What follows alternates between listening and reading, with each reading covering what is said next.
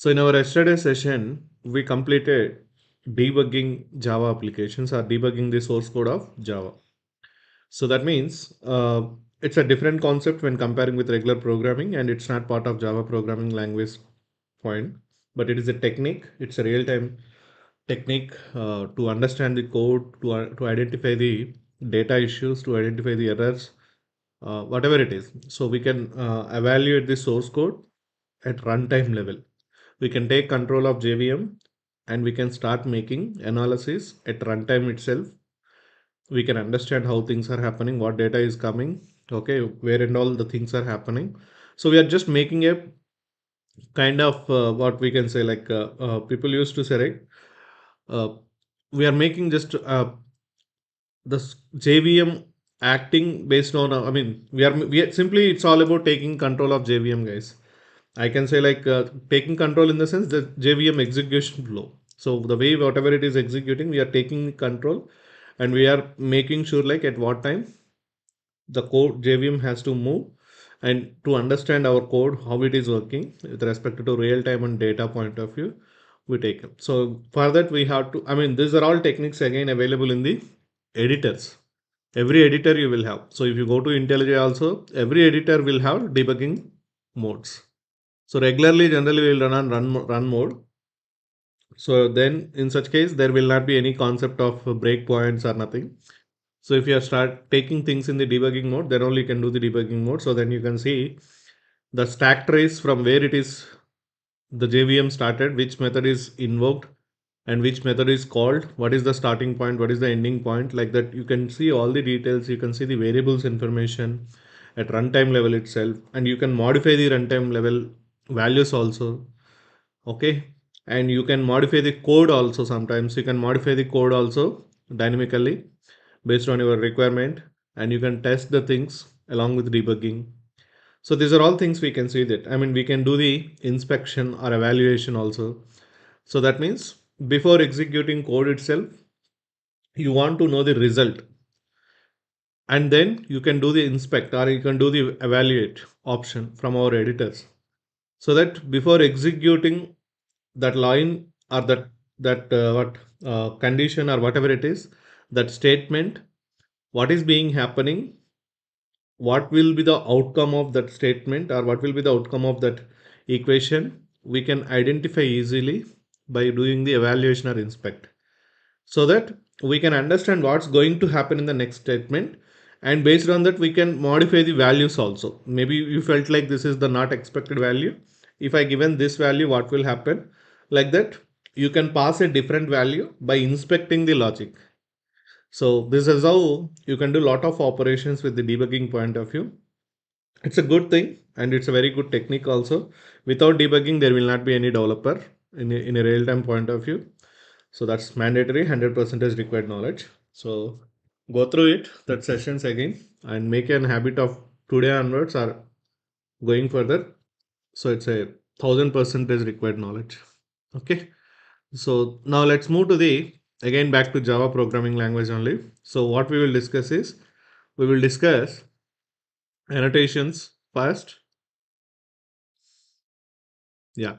So let's go with these topics.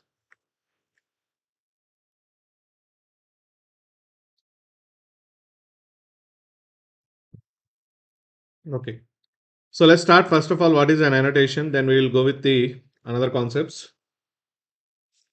Yeah. To understand other concepts, first of all, we should know what is an annotation and all. Okay. So in Java, we have a concept called as annotations. So what is an annotation? What at what scenarios we will see the annotation? What is the importance of annotations? Let's try to understand. Okay. So we have a concept. We know something called as metadata. We have a word called as metadata. So you know what is the point of metadata? So metadata is a word or is a concept, something like, for example, if you take in I'm a person Dilip, okay? So I'm the person Dilip. Assume I am a user here, or I'm the person. Okay, and with respect to this person, If you are providing to identify Dilip is the person like that, if you are providing any information, like for example, Dilip is going to, Dilip is the person located in Hyderabad, or maybe, so I'm staying in Hyderabad, and probably I'm going to make, I'm providing the training. So I have something like Dilip IT, and I'm just making the trainings, and I'm working also. So that means this is all what here the main object or the main concept is all about Dilip. But the information, whatever you provided here, it is all about the Dilip. So you provided what about Dilip. So this information entirely talking about Dilip. So that means now I can call this information as a metadata of Dilip. Metadata of Dilip. So that means simply generally people will call when people are talking about metadata is all about data about data. Data about data. Data about data. So that means the metadata is a concept of again data only, but the data is representing, the data is again explaining about other data. Actually, Dilip is a person, Dilip is the object, and that's all. Some information you are already have it. Okay. So as a Dilip from, I mean, some information you are already have it. So my name or my email ID, and again you are getting some other information about same Dilip. Dilip itself a name. That means about my, you are already have it information, but about again this information you are having some more information, added information. So then you're calling that kind of information as a metadata. So that is called as metadata. So simply we will call it as data about data. So you are having data against, I mean about another data. So that is what called as metadata. Now in Java language, when we are deriving the annotation or when we are talking about annotation, so annotation is taking under the point of metadata concept. So annotation is going to take under the point of metadata concept. So what is the point of under the concept of metadata? Let's try to understand again. So here I'll give you a small statement about annotation. Yeah. So annotation is a tag of metadata. So annotation is a tag of metadata. Annotation represents a tag of metadata. Okay. So that means again metadata means generally in Java, what are the concepts we will have when you are writing a source code as a developer? We will have classes, we will have methods, we will have fields. The major things are always this one. These are the things, classes or interfaces, whatever it is, interfaces, methods, and followed by fields or variables, whatever it is. So these are the three concepts, primary concepts generally we will have in our source code point of view. This is what we know also. We are working, or we know how to write classes, interfaces, methods, fields, and everything. Now sometimes in some of the scenarios i need I need some extra information, some extra information above above content. That means what is the point here? It is the moment I'm writing some source code, sometimes I need some more extra information about these areas. About these areas. For example, if we take this scenario,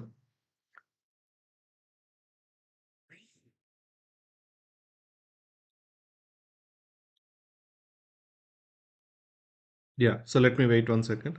So for example, you know that, right? For example, you have a class called as A, and you have a method called as ONE1. And the moment you have class B and assume you extends A, sorry, class B, you extends A, then here like you are okay, you provided again method implementation like this. So your intention here it is method overriding. Method overriding. Your as a developer, your intention is method. You are doing the method overriding by following your superclass. That's okay. That's okay. Your intention is correct, and you did also. So you did exactly what is the syntax of class A is having. Generally, what is the method overriding? Exact syntax. Same syntax should be available in the child class also with the child logic, its own logic. So you did that, everything is fine. But assume after some point of time,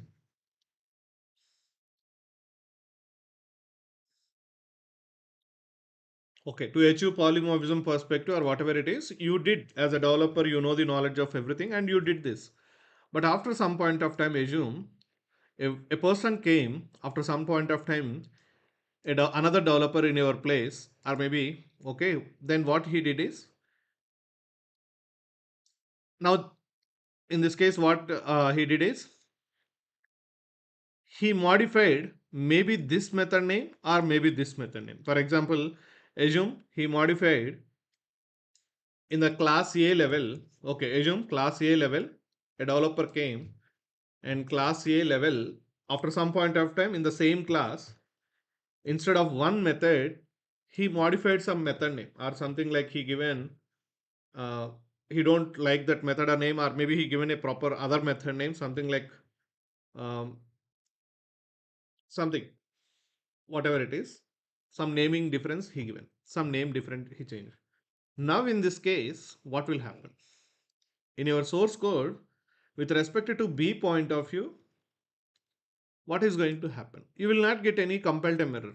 You will not get any compile time error. Now the moment in your class B point of view, you will not get any compile time error. Why? The reason is you are, how compiler knows that in your mindset, in your mind, the moment first developer return logic here, he felt in his mind as is doing the method overriding. And whenever you compile the programming, whenever you are doing the execution, then execution time, Java runtime environment verified, okay, you provided overridden method based on the what formulas you taken, child class calling parent class method or b equal to, you created object for the b, then it will call execute this method. If not available, then parent, or if you are taking another principle like parent holding the child class object, then it will give priority to here or else it will go. So this is all the story about what we know, and based on that only you overridden that. So to achieve all proper polymorphism concept point of view, you did all this story. But the point is, another developer after some time, he modified this method name as some other method name, some other method name, even one character is changing, definitely it's not comes under the method overriding. So now in this case, how compiler knows that as a developer, you earlier implemented the method overriding, and immediately the moment another developer modified this contract, that means this method name to this some other method name. So compiler should know that you are doing some mistake. You are trying to make break some contract. You are trying to make some bond. Okay, in between superclass and subclass. One of the example, guys, I'm telling you. So how compiler knows that? When the moment developer is changing, then how compiler is knowing that you are making a, okay, you are breaking the contract of existing with respect to B. So compiler will not give any error. Compiler will not give any error. Now in this case, now second solution point of view, I'm saying like this same scenario. If I take in again, same scenario.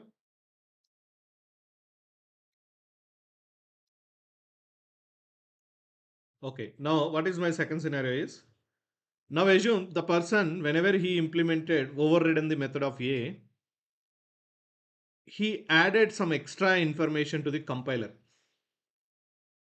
So he is doing the method overriding only. The moment he is trying to make method overriding in the B point of view, so he added some extra information to the compiler. So he provided some info, some extra information about this method to the compiler like, hey compiler, I'm overriding, I'm overriding this method. Like that, he provided some extra information. He provided some extra information to the compiler. The moment you provided this extra information to the compiler, what will happen? Here it is. Okay, cool. Now the person came, he is modifying the value of this method name, or maybe this method name also, whatever it is. Now the moment, based on this information, what compiler will say is, it will observe always this information. In this case, you don't have any information. So this thought you have in your mind as a developer, this thought you are doing like method overriding. But here you provided some information, metadata, like, hey, this is what I did my logic, but make sure this is always a bound like overriding between superclass and subclass point of view. Now, the moment you made like this, in future any developer comes, and if he is trying to modify this method name, this method name, or this method name in the, I mean, in the same class itself, then what compiler will verify based on this extra information what you provided, compiler will always checks overriding happen in between A and B or not. So if you are trying to make a modification, you will get a compile time error. If you are trying to modify this method name also, you will get a compile time error. So that means why? Now compiler is going to give you errors to you, compiler error. Now compiler is going to show you errors. Why? You provided metadata, you provided extra information. And based on that extra information, compiler is saying, hey man, you are breaking the overriding formula, you are breaking the overriding contract. So in this classes A and B, one method point of view, in the B level, so B, generally overriding always happens at child class. So the moment you provided information at child class level, it will always have a overview.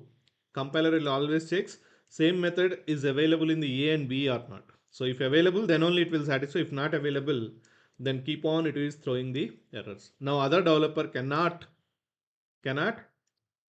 modify the methods related to only one method with respect to this contract. So if you are not provided information, nothing will happen. If you provide it, then compiler is going to give you always error so that this developer cannot modify it. So then this developer will get a attention like that. So this is one scenario I'm talking, just a small scenario, but in reality there are so many scenarios like that. So in real time applications point of view of in general we taken so many scenarios we have where we are using annotations, and I will tell you one point. Understand the importance of annotations. 100 percentage, not even 99, 100 percentage we should know annotations. We should know why. Now once you are moving to the advanced Java, okay, maybe nowadays we are not using that much advanced Java in our real-time applications because of the frameworks. If you started from the servlets, not only servlets, generally if you next to concept functional interfaces onwards, you will see a lot of annotations. But generally I'm telling you, started from the servlets, you will use annotations there. You will use annotations. Okay, that's fine. Now the moment you are moving to the Spring or Spring Boot,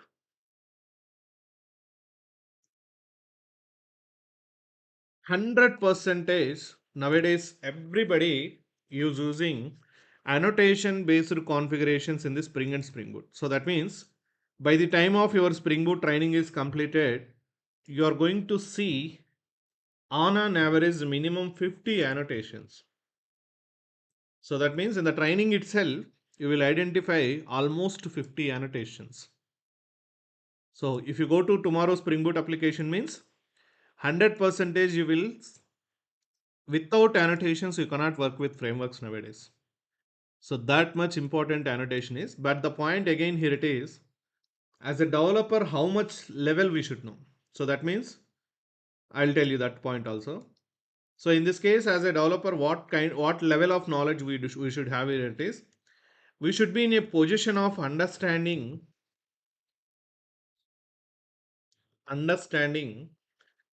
existing annotations. So existing means provided by the language or framework. Provided by language or framework. So very rare case, as a developer, we will create our own annotations. So our own annotations.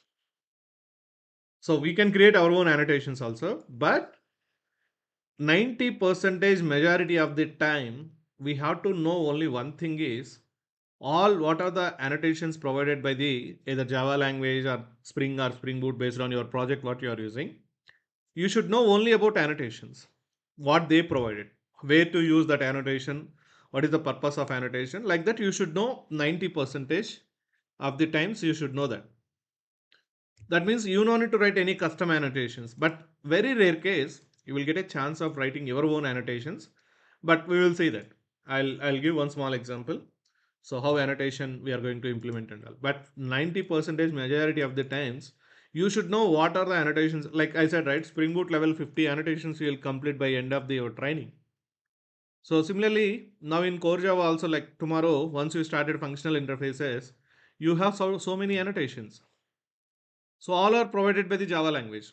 Now, even generally, you observed or not, when we are making inheritance, sorry, especially uh, abstract classes, abstract methods you implemented in the child class or interface implemented at class level, then you will see a annotation called as at the rate override always. So we will see that. I mean, I'll come back to that example. Now, just this is what one thing you have to know, guys. So what is the what I am why I given this point right now is you should know the reality of annotations, but without annotations you cannot understand anything also going further. Now, for example, I opened Spring Boot code. I opened what Spring Boot code, and it's happening other training batch. See, this is one kind of annotation. This is one annotation, not one kind, one annotation. See, these are all annotations. So, I mean, the annotations looks like this. Now, I will tell you what is this field. Okay, so these are all, I mean, predefined annotations given by the Spring framework. But I'm just telling you. Now, if you go as a developer also, so annotation, annotation. And if you go here, annotations and annotations, annotation. So now realize the thing. This is all just training. And now when it comes to the real time projects point of view, assume training is all about just 10 to 15 percentage. Remaining 70-80 percentage is all about something else in a real time project. So that means you can imagine how much important the annotations concept is.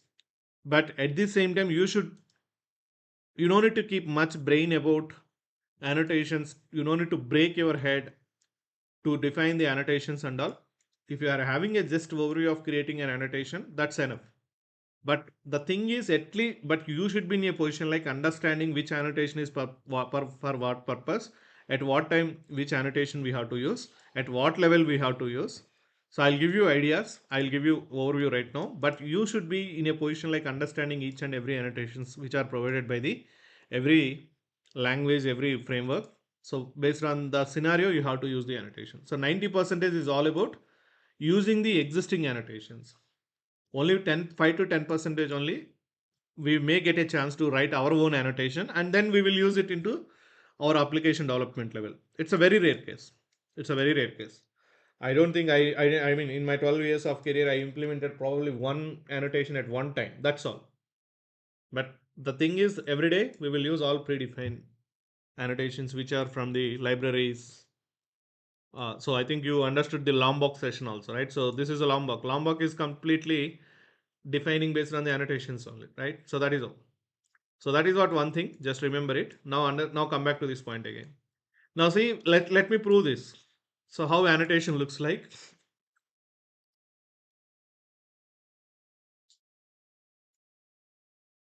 New Java project.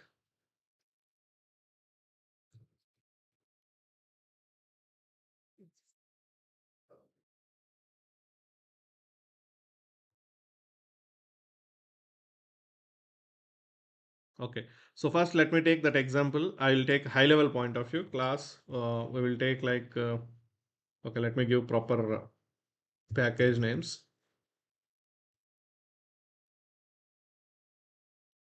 Okay. I'll take class name as okay. It's all I'll take A only. No problem. Just explanation point of view. Small example. See, I'm taking again same method also. Public void only1. I'm not writing any logic. Just I'll write one line. It's not about the logic. It's all about breaking the rules, understanding the rules. Okay, A1 method, something, whatever it is. Okay, now let's take a class called as B also.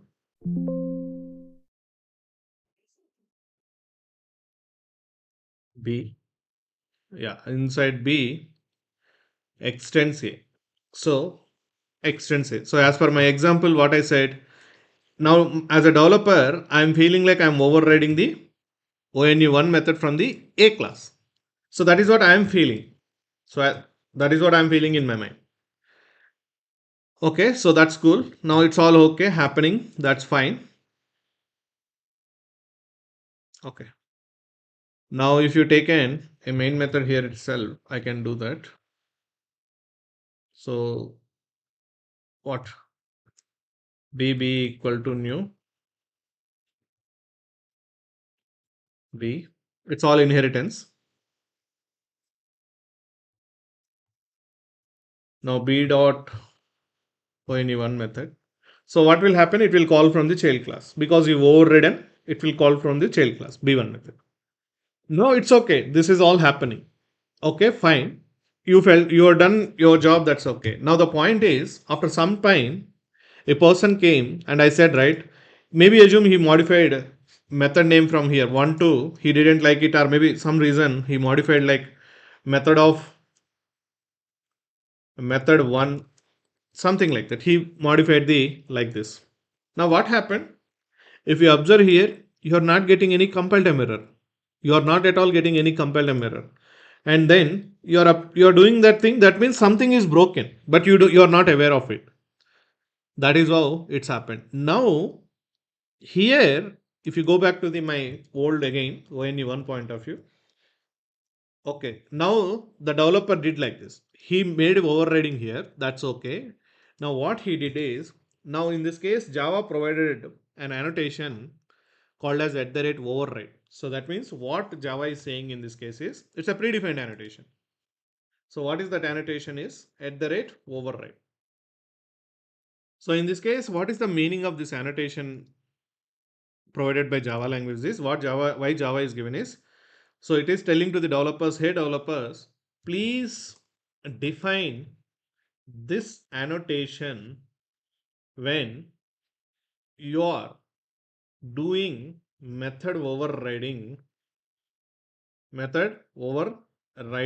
and it should not be and it should not be violated at any cost. It should not be violated at any time. Okay, and it should not be violated anytime. So that means why this annotation provided by Java language is, please define this annotation when you are doing method overriding, and that means it should not be violated means overriding should not be violated. It should not be means, and whenever and you felt like the method overriding should not be violated at any time. So then what Java is saying is add this annotation at a overrided method level. So that means where you have to add at overriding method level. So you have to add it overriding level. So where exactly in this case overriding is happening, A level or B level? So it's all B level. Overriding always happens at child class level. So here I'm adding now. So in the method level I'm adding, guys. See, observe here. I'm on top of method signature level. Now I added an extra information called as I provided an annotation called as override. Now, the moment you added override, what Java compiler will do is it will immediately will verify with this method signature any method existed in the A or not. Yes, available. So that's why you are not getting any compile time error. So that's why you are not getting any compile time error. Now see, you got the output. Okay, fine. Now in my previous point of view again, a developer came and he is trying to modify this method, something like that, control s. See what happened now? Automatically you get the compile time error. Why? If you remove this, again no error. Why? Because that is how annotations are helping us. So that's why I said data about data is all about. Here in this case, you provided an extra information to the compiler. Hey compiler, please make sure this method is always as a overridden from the parent class point of view. So that's why in earlier case, what it is doing, until one method is existed in the superclass, compiler is not giving any error. Now in the superclass level, there is no method of one. Okay, that is okay. I'll keep one here as it is. Now come back to the child class. Now child class level, you given like this. For example, assume earlier there is no override. Now in the child class, you made as this method name. Now also you will not get any error. Now what will happen in this case? You are not done any overriding, but your intention is doing the overriding. You did that, but after some point of another developer came.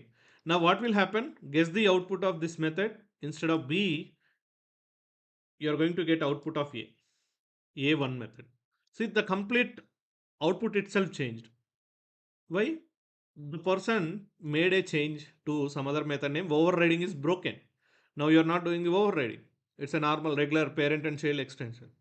So that is how these annotations are helping us. Now see, the moment you are having override annotation, so then it is checking with this signature, is there any method available in the superclass or not? Not available.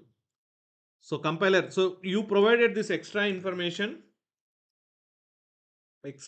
to compiler, extra info to compiler.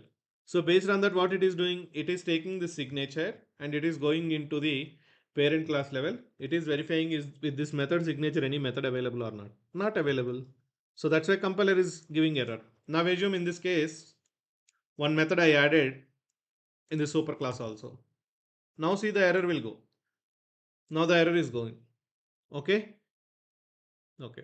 Yeah. So now the error is gone. Why the error is gone? Yes, with now with the signature, one method is existed in the parent. That's why the error is gone. So this is how the annotations are going to help us in future. Not only one scenario, in different scenarios, different aspects, different approaches. We will see that. So this is the one annotation we saw every time. Now, for example, I think we created an interface also. Whenever we created any interface like void open account, something, whatever it is. The moment you created an interface,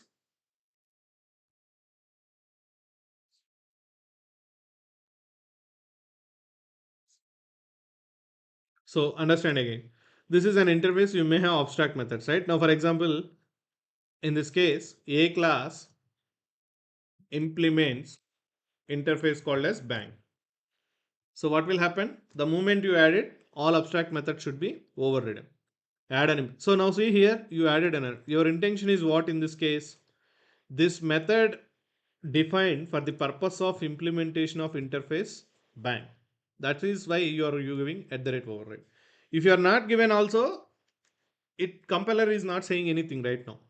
But the problem here it is, in future a person came and he modified this method name to something else, or maybe assume in the interface level some person came, hey, this not looks good, let me make this as a create account.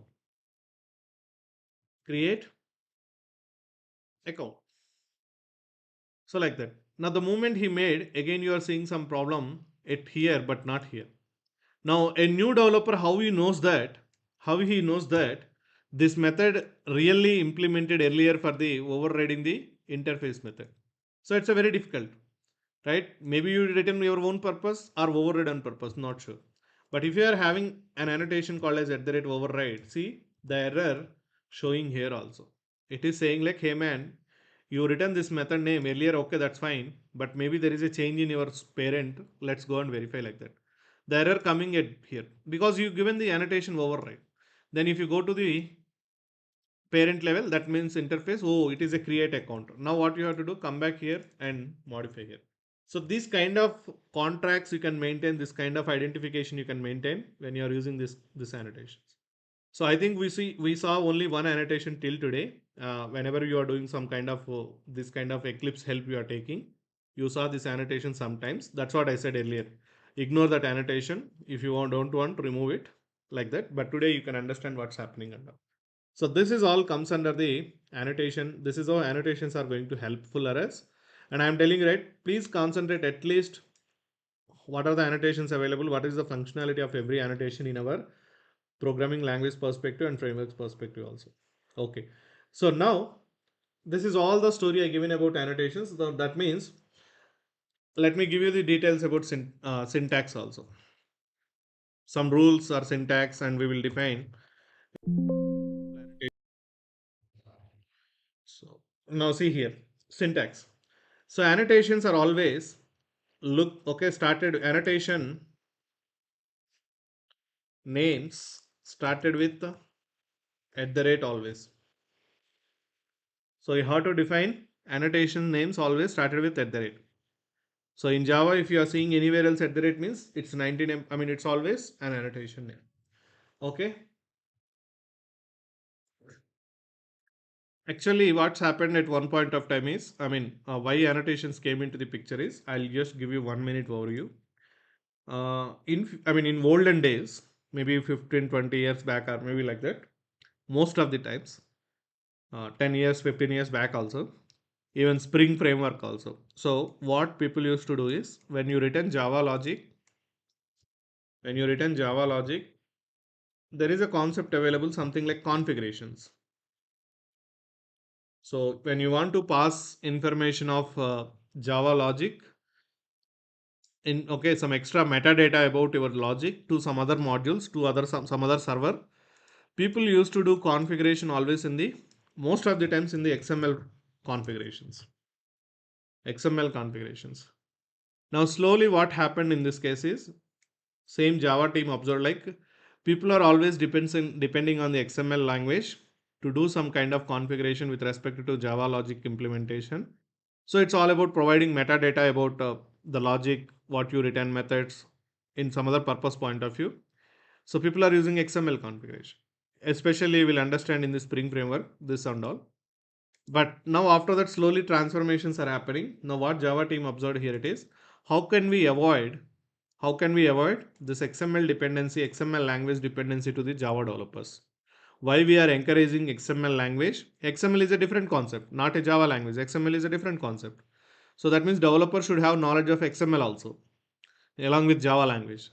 And it is somewhat like Java plus XML. Without XML, you can't do some things in the Java. Like so, now Java thought like, why can't we avoid this XML configuration? Why can't we find a solution in place of XML or some other third-party configuration places? Why can't we find our own solutions like that?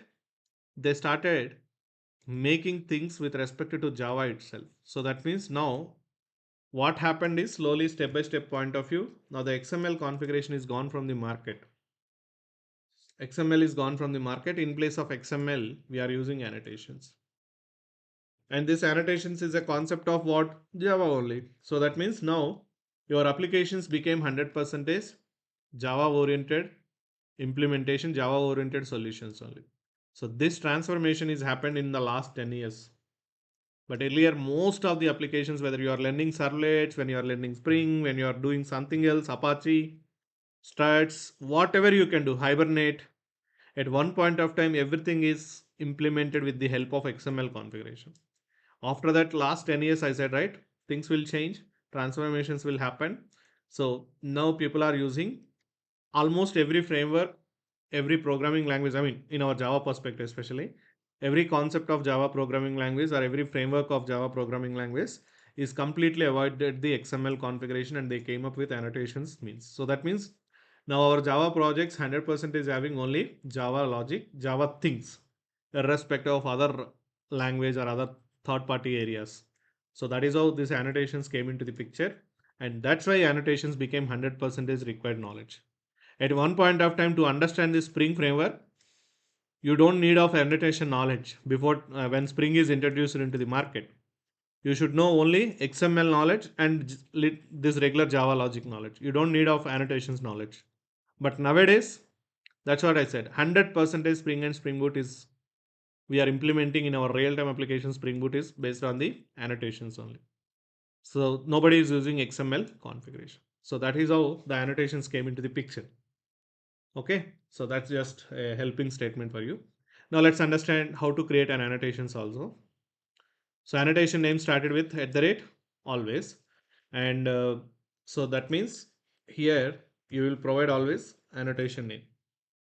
So annotation name always looks like this at the rate point of view. Okay, so I said right again. Two things are there always. What? Predefined, user defined. So again in this case also I said you will have always user defined annotations as well as built in. Built in means predefined. And I said you no need to focus more. I mean break your head more about how to create annotations, but you should have at least overview. But majority of the times you will use predefined one only. Now after that user defined annotation. User defined means based on our requirement point of view, we will create our own annotations and we will use in our applications. So most of but 90% is all about predefined only. Okay. So that is also cool. So if you know how to create an annotation, how it looks like, then you can understand easily. It's all predefined. So simply purpose we have to remember, but here everything we have to implement based on the purpose, based on the requirement point of view. So how to create an interface? Let's see here. So built-in point of view, for example, you saw what right now override. So if you observe the annotation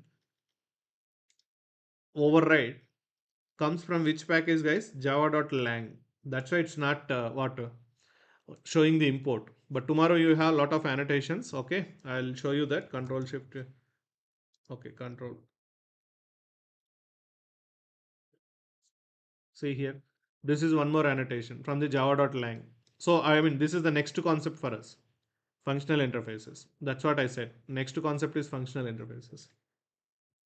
So you have so many like that. So you will see so many things like that. Predicate, supplier, all this. But that's what nowadays everything is from the point of this one. Even control shift T. I think you can observe something here also here. Override annotation. This is what we use it, right? Observe it is from when? Since 1.5. That means Java 5 onwards, this annotation is came into the picture. So that means in earlier first versions of Java, I don't have any annotations. After that, they added this annotations concept and all from Java 5 or around at that time onwards. They added all these annotations concept. Okay. Now let's understand how annotations are going to be created. Whether you created or framework created doesn't matter, but how annotations will be created. Let's try to understand. So here again,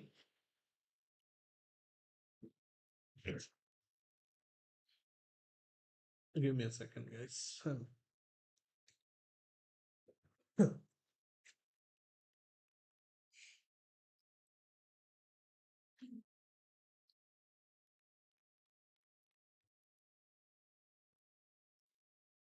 Yeah, sorry. Okay. So in this case again, first we will understand how to create an annotation, our own annotation, create annotation.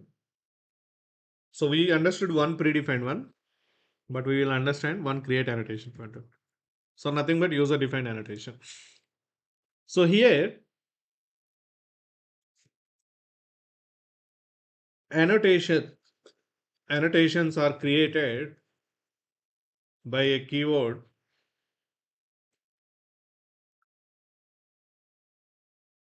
interface. What? Interface. Yes, you're it's a keyword is called as interface. But generally you will create interfaces how public interface, some interface name you will create. This will comes under the interface. But here, what is going to happen here it is the moment you are creating annotations, you will use always at the rate interface. And here you will give annotation name. Here you will give annotation name. Here you will use annotation name. So if you observe our predefined annotation at the rate override, what we understood, maybe you are not implemented, Java language is implemented, but understand the logic. So this is the implementation of override annotation. Example, predefined one. I'm just showing you. So see how this annotation is created at the rate interface, and this is the annotation. That means when you are using this annotation in our logic level, you are using always along with at the rate and followed by override.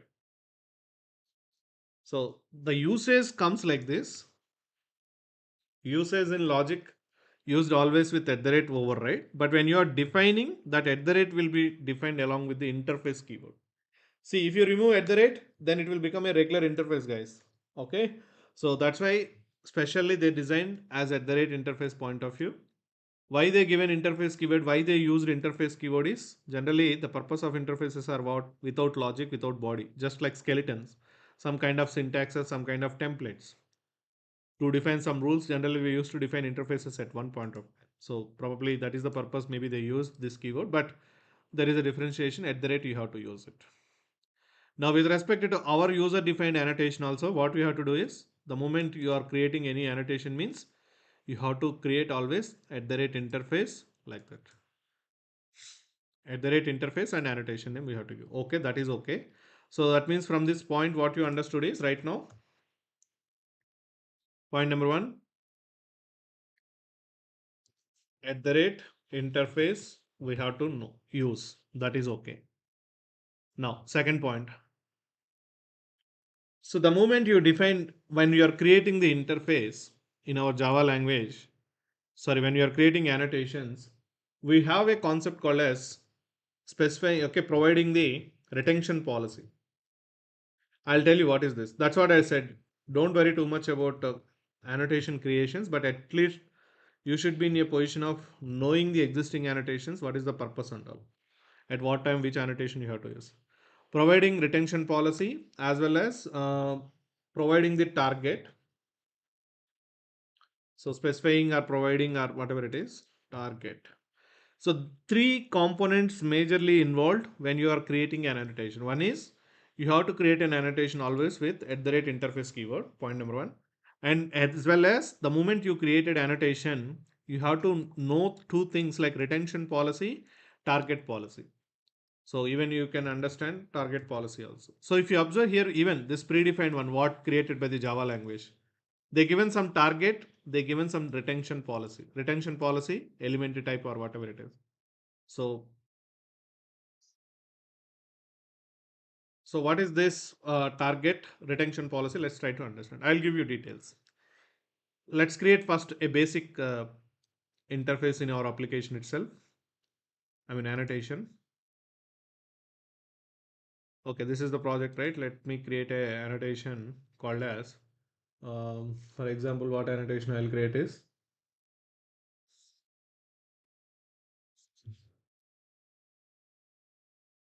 first annotation, whatever it is, just basic annotation.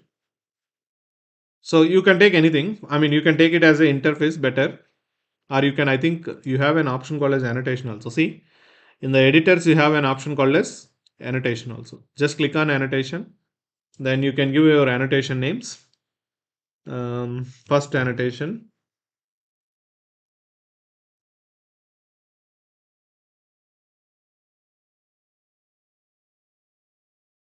Okay.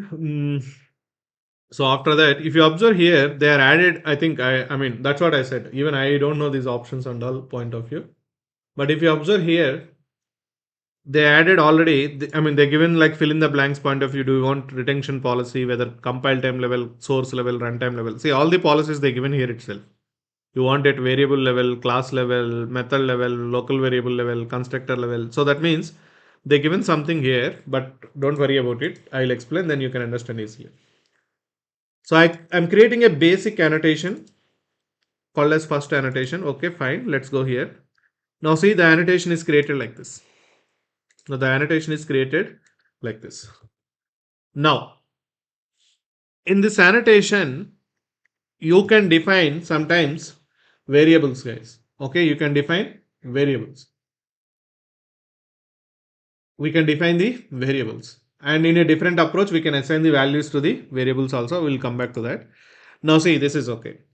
So it's all a basic interface creation. Now what is the second thing? I said you will create like this, but what is the retention policy? Let's try to understand. So what is the retention policy in this case is saying is the moment you created any annotation, that annotation should be used at at your I mean that means providing retention policy means as a developer whenever you created an annotation you have to configure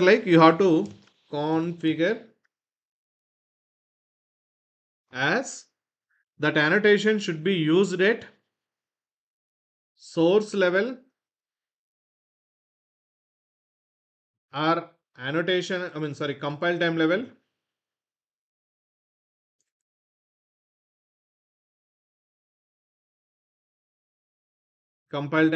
or runtime level, or which level. So that means what is the point I will try to give you. So by using retention policy, what we have to do is we have to make sure that annotation should be used at source level or compile time level or runtime level. So what is the point of again these three policies? Let's try to understand. So here, okay, I think I forgot to take a concept called as enum. Let me add that also tomorrow. I'll provide a enum concept. I forgot to take this concept, enums. Okay, I'll add it this. I'll take this one also. Okay, so I'll take it later. Now see here, it's a simple thing. What it is trying to say is the moment you created any annotation, for example, you are trying to create override annotation only. For example, let's understand this one only.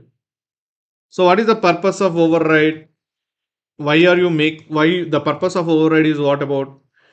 Always protecting the contract of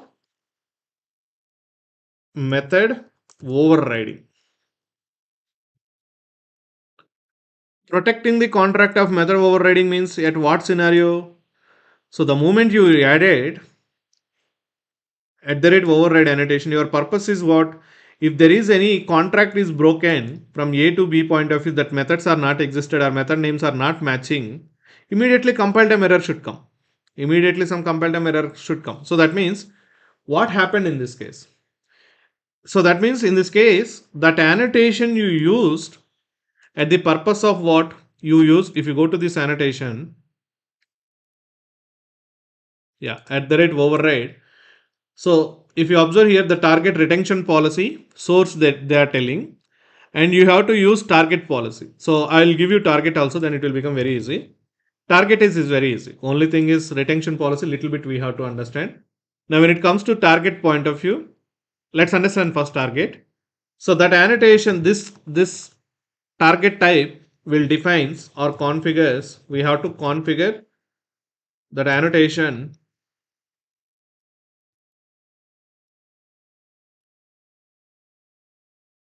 used at what level. So what level or means is it that annotation you have to, so that means in general, in general we can define annotations, okay, at class level. So if you observe here where I used this guys, this annotation I used at method level. Tomorrow in future, slowly when you are going to the in future point of view, you can define some annotations at what class level also, like whatever it is. Oh, I can't take right now unnecessary things here, but in future you can define some of the annotations at class level, variables level, methods level. So that is what the point of target type here it is. So that means when you are defining the target annotations, configure that annotation used at what level. Do you want to use that annotations at any place? That means if you are not defined, that means you can use at class level, variable level, methods level, etc. etc. For example, assume you define target policy as class. So that means in this case, what will happen? We can use this annotation. We can use this annotation only at class level. Only at class level. So that means if you are trying to use,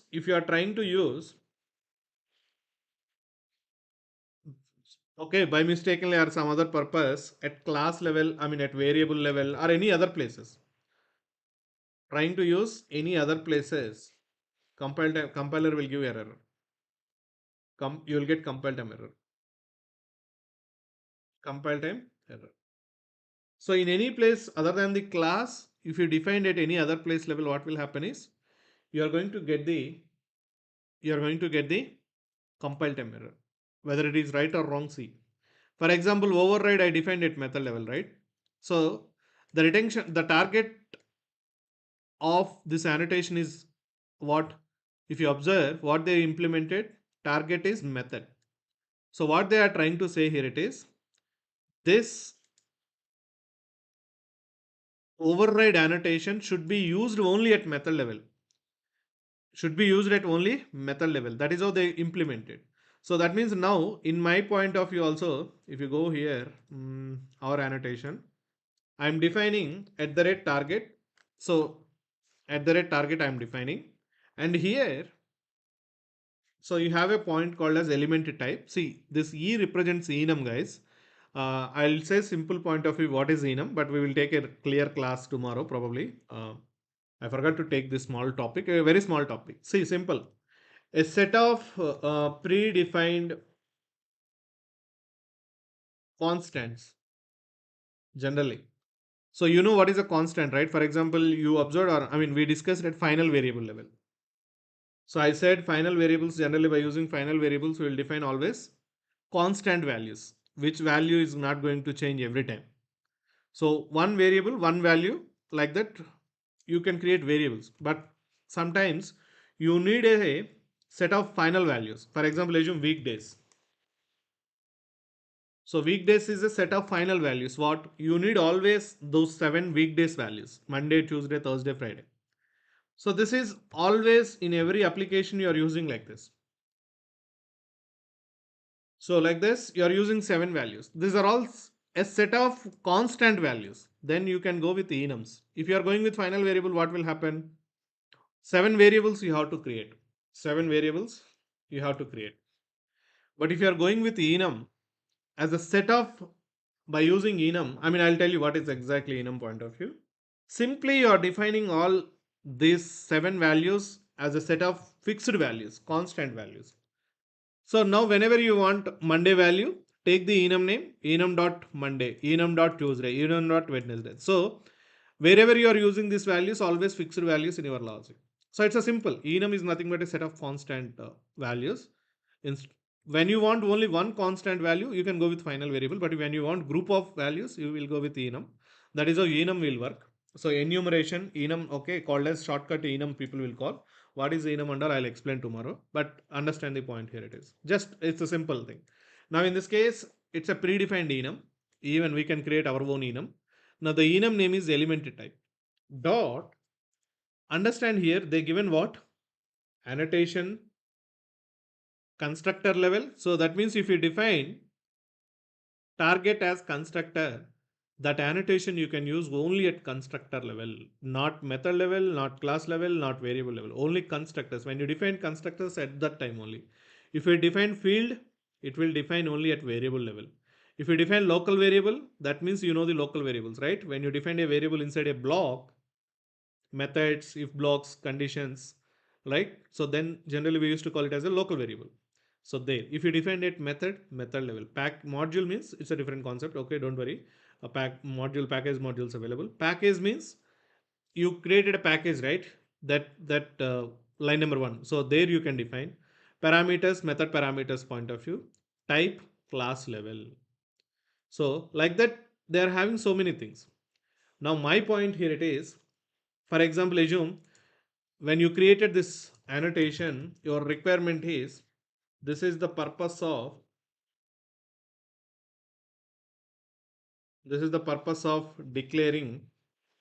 at class level declaring at class level. So that means what? Only class level this annotation has to be used. Class, or maybe assume class and method level, both scenarios I have to use this. So that means here you have to define. So one is what method followed by comma, element type. You can define more than one. I think we have to define via array point of view.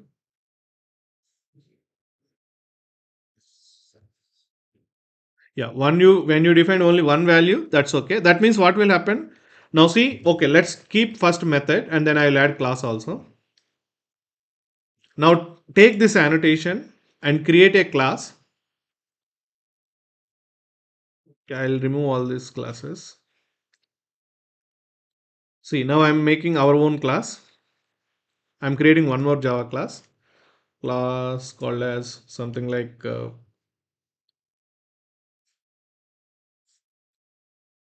my application and something class. It's a class, simple class, Java class. Okay. If you observe here, the annotation what I created first annotation, I given target type as what method. So now I am writing a method here, public void, whatever the method it is. Okay, print my information, print information, something like that. And assume you are having logic also. Now this annotation, whatever I created for the purpose, I am giving here. What annotation I given? First annotation. The moment you are using annotation, I said you have to use always at the rate symbol. First annotation. See, you are not getting any compile time error. Why? You defined it method level. Now let's remove this annotation from here and you are adding it class level. See what happened? You are getting a compile time error. Why? The purpose is you created your annotation for the purpose of declaring it only method level by using target. So that means when you created an annotation, if you define target, specific target, whether it is a variable level or method level, see, if you are not given target, what will happen? All places you can use this annotation. You can define at variables level, you can define at class level. See, I can define it what method level, even if I have a variable also, private integer, something, whatever it is, value. Now here at the rate, first annotation. So I can define class level, variable level, methods level. Why? You are not defined any target. Not defined any target means at any level. So if you are not no target,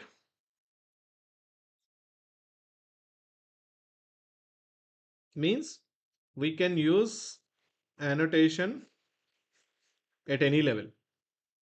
Any level means you can config, you can use that annotation at variable level, methods level, class level.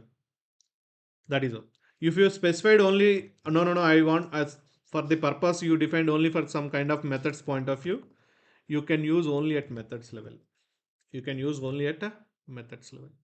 So that is why your at the rate override annotation you are able to use only at methods level, not at class level or some variables level, because they given target as what method. When you want to allow more than one, here you have to open array braces. Okay, in the annotation, see here I'm opening array braces, array element type dot method comma element type dot type. So that means I'm saying like method level, class level. Now go and verify. You are not getting error at class level, not method level. Only variable level you are getting. So if you want to allow at variable level also this annotation, element type dot field. You have to use field. Control S. See the error is gone. So individually you can define at what level this annotation has to be used by using target. By using target annotation. If you are not given anything, you can use that annotation everywhere. And if you're given annotation, you for the purpose you are restricting only at the specific position, then definitely you have to use target annotation again. And then you have to define by using this okay, enum called as element type. And you have to define whether it is a method level, type means class name, class level, field means variable level. You have to define like that. So that is what comes under the target type. It's a very simple target is very simple. Simply the level of annotation where you can allow. That's all. You are allowing that annotation should be declared at what level. If you are not following that, you immediately you should have get some compile time error. That is how you are defining the target. So target, here it is, target type, whatever it is. Now second thing is retention policy. Yeah, this is what again I said, right? Total three things available in the retention policy should be used at source level. So that means source level, compile time level, and then followed by runtime level.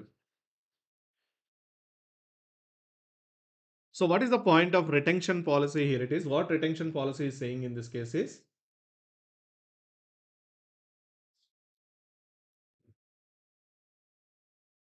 the purpose of retention policy is how long how long annotation should be retained. How long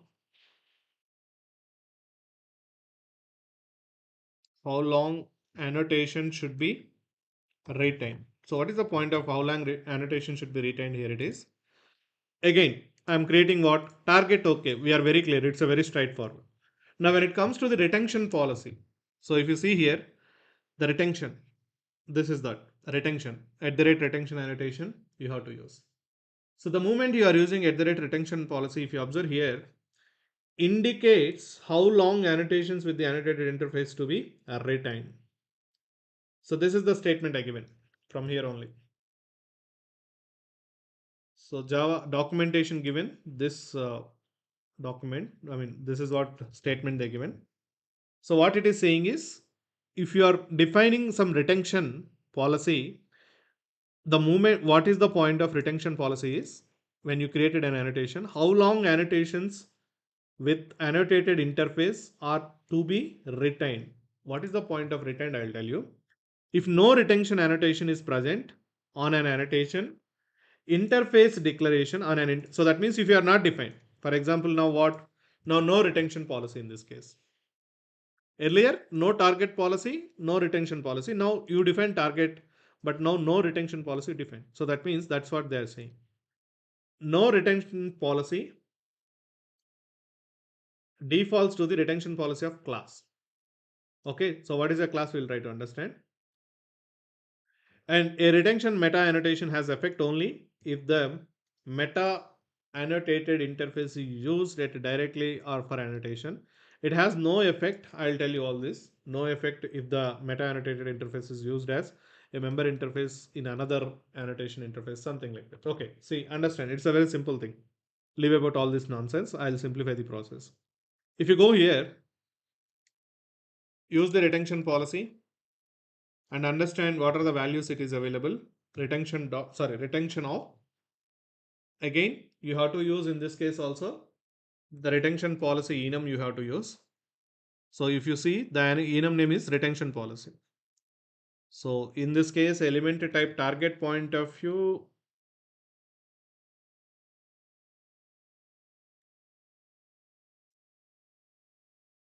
Okay. So let me make this one. Yeah. Providing target point of view, you will use always an annotation called as target annotation.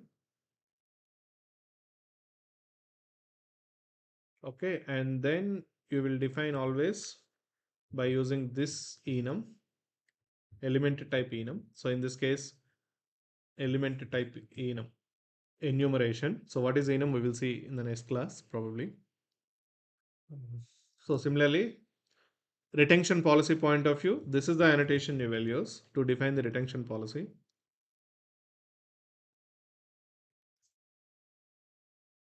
And here you will use an enum called as retention policy enum. And that means enum is nothing but a set of fixed values. That's all. Now see here, dot, if you observe here, there are what? Class, runtime, source. Three retention policies available. Source, class, runtime. So what is class is understand. If you given class, what is the point of class?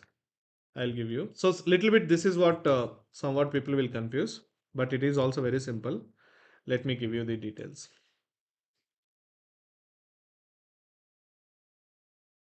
Yeah, if you go here, these are the details you have, right? Source, class, runtime. So what class is saying, this is what. So an annotations are to be recorded in the class. Understand the points, guys. It's very simple. So that means if you defined an annotation retention policy as class, for example, if I define your retention policy as class, what will happen in this case is the annotation what you are using in any other Java classes level, wherever you are using. For example, you use method variable, right? Now the validity of this annotation, that is what point I used here, retain. So retain means it's all about the validity of this annotation available until what phase. So generally in our development, when you are writing the Java classes, when we are writing the Java logic, we have three phases. What? Source code, and after that source to compilation, and then execution. Three phases we will have in our Java generally to see output point of view. That means runtime. You will execute or you will run the program. So these are the three phases available.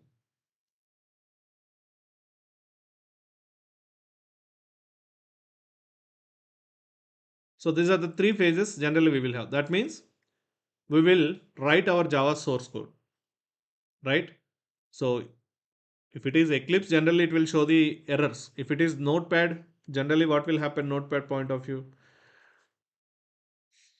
So the moment you return any Java classes, if you are making any spelling mistakes or any keywords mistake, it will not identify. Only thing is you are just writing the logic. That's all. But the moment generally what you will do, you return the source code, you will go for the compilation. And then once compilation is happened, then you will go for the execution. Dot class file will be generated. So that means in this case, dot Java you will write, and here after compilation dot class will come, and the dot class is moving to the execution space. This is the phases we know that, right? Now understand these three phases only, they are given these three, guys. Simple, I can say, like, okay. So what they are trying to say here it is, now understand this statement, you will understand very easily. So annotations are to be recorded in the class. That means use the lifetime of that annotation what used in the class level. Okay, filed by the compiler, but need not be retained by the what JVM at runtime. So that means this is the default behavior. So that means when you are not defined any retention policy, default class will take in. So what these guys are trying to say is whatever the annotation you will use with retention policy class. Let's take other three also, then you will easily understand. Other two also. I'll give you definition directly from official document. Yeah, source is this is what they are talking. So this is all about source annotation. Sorry, source policy. And then followed by, I'll give you third one, source class runtime.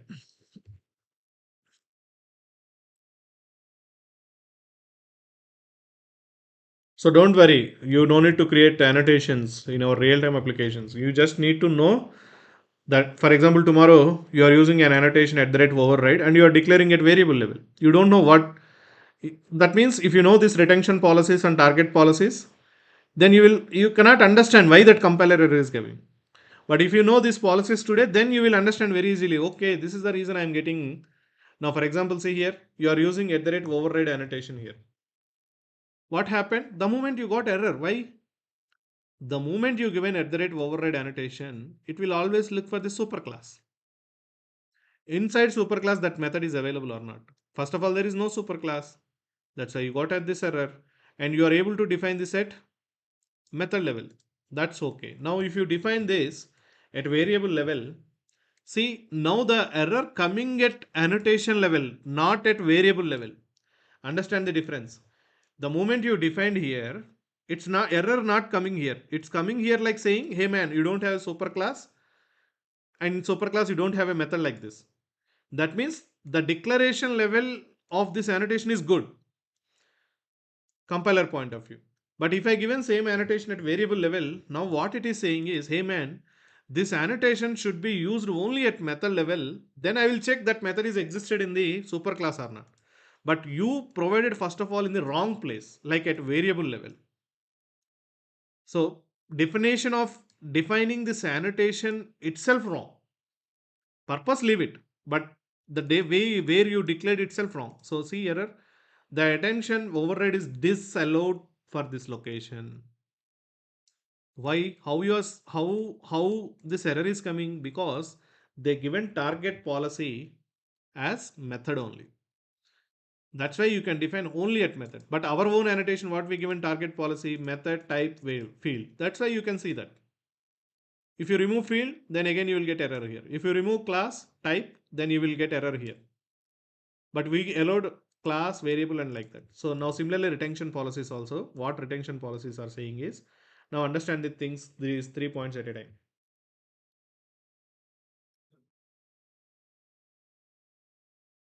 Okay, so just understand. Source, if you given source, annotations are to be discarded by the compiler. So it's very rare case you will use this annotation. Generally, uh, like documented annotations, some, for example, this is all documented things.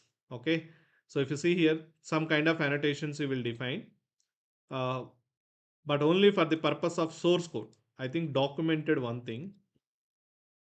You don't worry about all these things. Even I don't know. I mean, I don't know means I know I have an idea. Not there is going in and deep. Control Shift T. Documented. I think.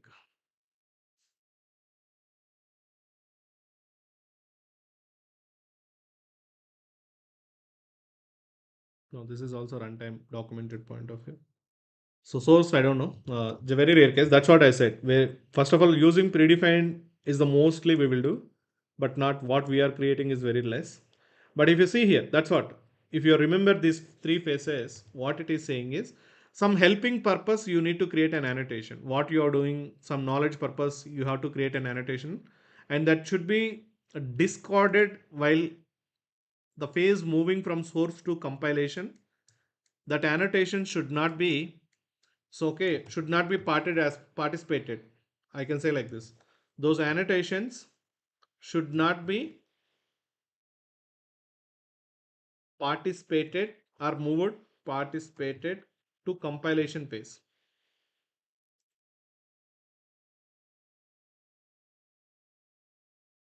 Compilation phase. That those annotations should not be participated in the compilation phase. Those annotations you can make it as a source. Source. So then what you have to do is so that means what is the point of this one is a very rare case. 99% you will not get this kind of annotations.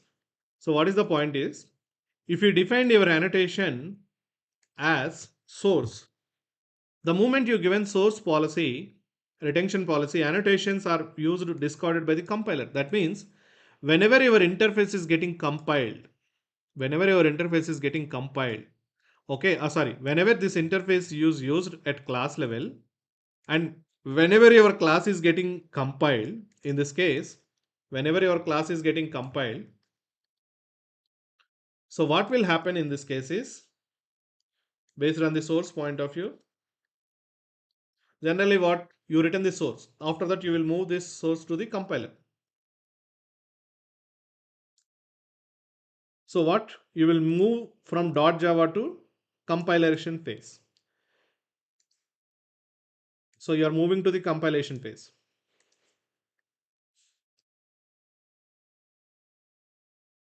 So the moment you are moving your source code to compilation phase, what in this case Java compiler will do is, it will not at all worry about your annotations. So it will eliminate your annotations. So the moment it is taking, what compilation time it will happen is, it will discarded these annotations. It's not worrying about this annotation. What is the purpose you are in? So very rare case. Some helping statements point of view, generally I can say like what you cannot understand that much level. It's all about what I can say.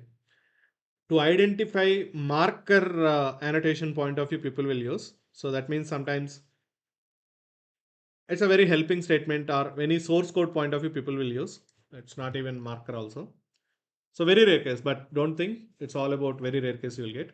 So now at the time of compiler, those annotations are discarded. That means those annotations are not at all involved in the compilation process. So that means assume now the moment it got dot class file is created, in the dot class file level, first of all, these annotations will not be existed because first of all, these are not participated in the compilation itself. Compiler is not at all worrying about this annotation. Why?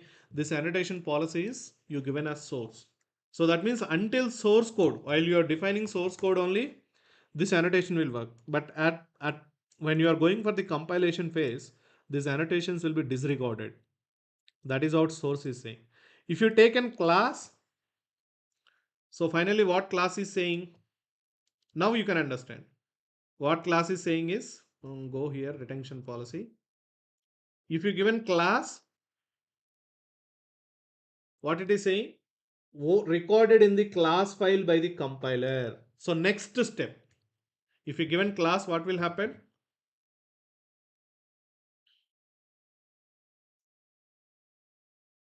Yeah. So if you given class, so instead of source, you given class, it's moving to the next step also. So that means if you given class policy, what is happening? Annotations participated to compilation phase. Annotations are participated in the compilation phase. So that means what happens in this case? This annotations, whatever you define, is going to be participated in the compilation phase.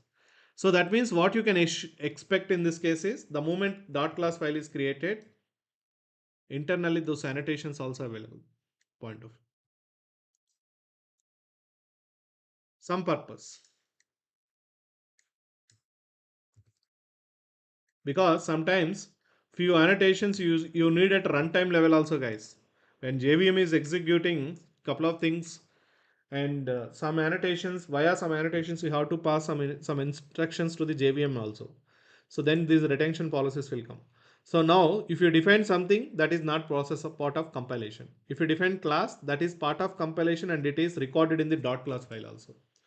So that means now if you go to the dot class content point of view, that annotations also compiled and added into dot class file. Here those are all disregarded based on the source comp class. Now runtime means what? Next step. So that means if you define the another annotation, another retention policy called as runtime. What it is saying? Annotations are to be recorded in the class file by the compiler and retained by the JVM. VM means JVM. So that means in this case, the annotations, whatever recorded at compile time level, considered at compile time level, but not exactly again sending back to the JVM level.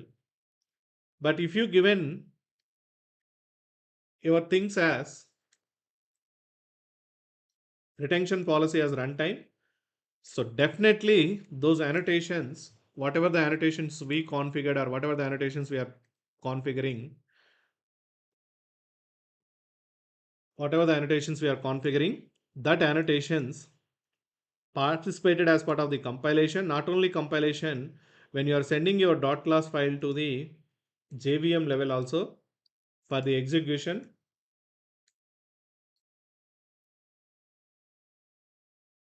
so then also those annotations are considered by the JVM level.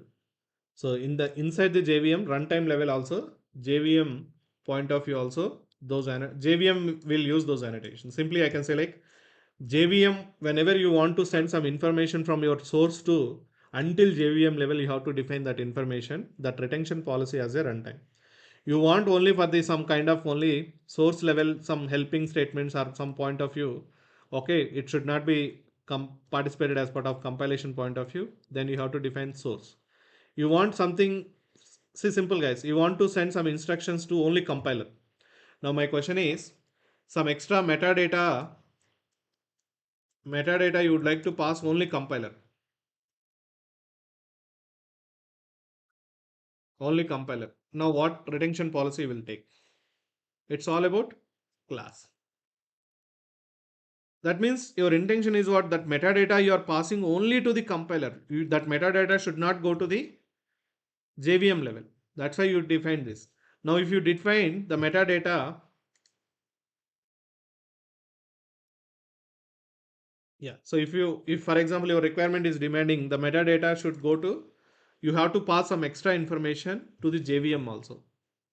Then you have to make that retention policy as runtime. So that means now whatever the information you are passing via that annotation, that information reached until JVM. That means that data is retained until JVM level. If your metadata should not go to class, should not go to compiler, should not go to runtime, only some purpose of when as a developer, you want some kind of helping documents, helping statements, you want to add some comments, some kind of extra things, and it should not be participated as part of the compilation. So you have to define as a source. But very rare case you will get that kind of requirements. Okay. But that is how you have to understand. Three phases: source level, compilation, execution. Based on that, they define these three retention policies. If you are not defined any retention policy, by default, class. By default, class they are taking. But if you define specifically source, only source level that are not parted to the discarded by compiler. Compiler will not worry about those annotations. If you define class, compiler is going to consider that information while compiling your Java program. If you define runtime, Java executor will consider your information what you passed via that annotation by the JVM when you are executing the program. So at what level you have to pass that metadata, based on that you have to provide the retention policy for that interface. Now in this case, if I given runtime means yes. Now whatever the information I'm going to configure via this annotation, that is going to be passed until a runtime level. So you can define some variables also. I said here, right? So we will see that tomorrow. So here you have to make sure some default value. So here, sorry, you have to define like this. So it's all method, abstract method point of view you have to define. So it's all value annotated. So now whatever the value you will configure, I mean, I'll tell you tomorrow this because we are going beyond the time, right? So how to define values, I'll see tomorrow. So you can define value like this. So how to define this value, we will see tomorrow. Of only 10-15 minutes discussion it will take, but 90% you are done with annotation, how to create and what is this retention policy, target policy. So going further, you can also understand why you are getting that error if you define at variable level, class level, because of the target. So mostly we will face problems with the target type. That means with our lack of knowledge, if you are trying to use one annotation at class level, sometimes you'll get compile time error. That means they define target as not at class level. That is why you are getting compile time error. So, but not runtime is all about retention policies is all about you can't see with our eyes. You can't get any errors also. That is how things will happen. So let's see tomorrow how to define this default values. I mean, how to configure some parameters as part of the interface like this. We will see in tomorrow's session. But 90% is you're done. Only thing is why I defined and how see the whatever the name I taken here, same name I taken and I passed values here. It's an optional. It's a mandatory thing. That's why I configured. And that's why the moment I configured again values, the error is gone. If you are not configured, again you got the error. So, but I'll take one small example again tomorrow with respect to this one also, how you are configuring properties for the annotations, attribute of annotations. One small example we'll take and then we'll move to the functional interfaces. Now I'm telling you guys, if you want to get good knowledge in the Java 8 features, now it's time to understand functional interfaces and Lambda expressions. So if you are not understanding these things, you cannot understand Stream API. So if you are not understanding these things, there are some predefined annotations available. I mean, functional interfaces, function, supplier, predicate, consumer. Four annotations are available. Those four you cannot understand. If those four you cannot understand means predicate, it's all interlinking now from tomorrow onwards. predicate, supplier, consumer. So four functional interfaces available, function, predicate. If you are not understanding these four, then you cannot understand Stream API. If you are not understanding Stream API, it's very difficult to get a job nowadays. So that means whatever the concepts you are going to see from tomorrow, is continuously you are having a connectivity.